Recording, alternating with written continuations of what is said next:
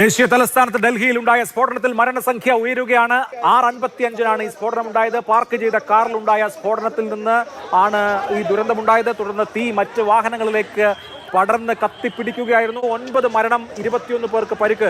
LNJP ആശുപത്രിയിൽ പ്രവേശിപ്പിച്ചിട്ടുള്ള ആളുകളിൽ നിന്നുള്ള ആളുകളെ സംബന്ധിച്ച വിവരങ്ങൾ പുറത്തേക്ക് വരുമ്പോൾ 9 മരണം എന്നുള്ളതാണ് ഇപ്പോൾ സ്ഥിരീകരിക്കാൻ കഴിയുന്ന കാര്യം. 21 പേർക്ക് 9 പേരുടെ ജീവൻ നഷ്ടമായിരിക്കുന്നു. മരണസംഖ്യ ഇനിയും ഉയരാം എന്നുള്ളതാണ് ലഭ്യമാകുന്ന വിവരം. തീർത്തും ആശങ്കാജനകമായ വാർത്തകൾ ഡൽഹിയിൽ നിന്ന് വന്നുകൊണ്ടിരിക്കുന്നു. അതിജാഗ്രതയിലാണ് നമ്മുടെ ദേശീയ തലസ്ഥാന പ്രദേശം. കൂടുതൽ വിവരങ്ങൾ വരാനുണ്ട്.